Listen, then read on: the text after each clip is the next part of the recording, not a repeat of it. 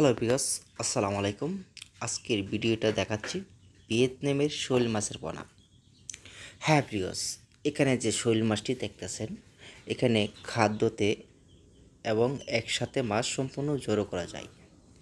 এই ভিয়েতনামের শৈল মাছের পোনা আপনাদেরকে অনেক কিছু তথ্য দিয়ে থাকবো কীভাবে চাষের মাধ্যমে ফলন ভালো করতে পারেন। এখানে যে মাছগুলো দেখতেছেন সাদা পানিতে ভিয়েতনামের শৈল মাছের পোনার ফিড খাবারটা আপনারা ব্যবহার করিলে সম্পূর্ণটা মাছ একত্রিতভাবে হয়ে থাকিবে।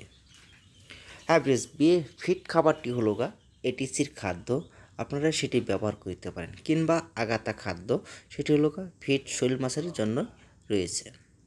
এই শৈল মাছের জন্য আগাতা খাদ্যটাই আপনার সবচেয়ে বেটার হয়ে থাকে। এই খাদ্যর প্রোটিন এবং গুণগত মান সম্পূর্ণটাই ভালো। তার হিসাবে রয়েছে এসিআই খাদ্য।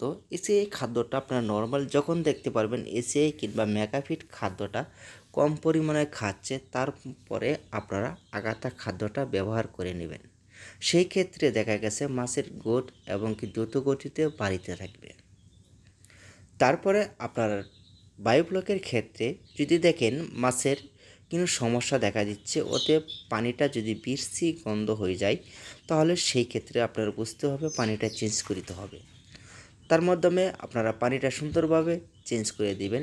যে আউটলাইনের পানিটা যে বার করিবেন সেখানে একটা নেট ব্যবহার করিবেন।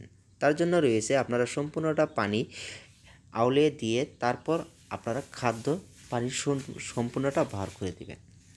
তারপরে আপনারা নতুন ফ্রেশ পানি দেওয়ার পূর্বে দেখা গেছে পানিটা এরকম সাদা থাকলেই থাকবে, কোনো সমস্যা হবে না। সেই জায়গায় আপনার চিটাগুড় লাগবে না, অতএব আপনারা অ্যামোনিয়া তৈরি করতে হবে না। সেই ক্ষেত্রে এভাবেই আপনারা খাদ্য দিয়ে গেলে মাছটা বড় হিসেবে।